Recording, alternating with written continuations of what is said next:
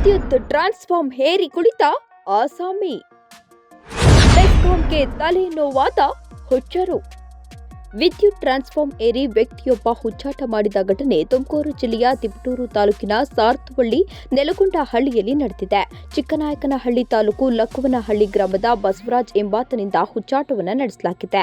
ವಿದ್ಯುತ್ ಟ್ರಾನ್ಸ್ಫರ್ ಹೇರಿದ ಬಸವರಾಜ್ ಹುಚ್ಚಾಟ ಕಂಡು ಗ್ರಾಮಸ್ಥರು ಗಾಬರಿಯಾದರು.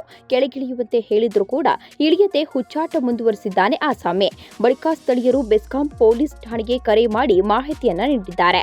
ಅನಂತರ ಸ್ಥಳಕ್ಕೆ ಪೊಲೀಸರು ಧಾವಿಸಿದ್ದಾರೆ. ಪೊಲೀಸರು ಸ್ಥಳಕ್ಕೆ ಬರುವ ಮೊದಲೇ ಕರೆಂಟ್ ಶಾಕ್ ತಗುಲಿಸಿಕೊಂಡಿದ್ದ ಬಸವರಾಜ್ ತಕ್ಷಣ ಬೆಸ್ಕಾಂ ಸಿಬ್ಬಂದಿ ಆ ಮಾರ್ಗದ ವಿದ್ಯುತ್ ಸರಬರಾಜು ಸ್ಥಗಿತಗೊಳಿಸಿದ್ದರಿಂದ ತಪ್ಪಿದ ಅನಾಹುತವಾಗಿದೆ. ಸಣ್ಣ ಪುಟ್ಟ ಗಾಯಗಳೊಂದಿಗೆ ಈ ಆಸಾಮಿ ಇದೀಗ ಬಚಾವಾಗಿದ್ದಾನೆ.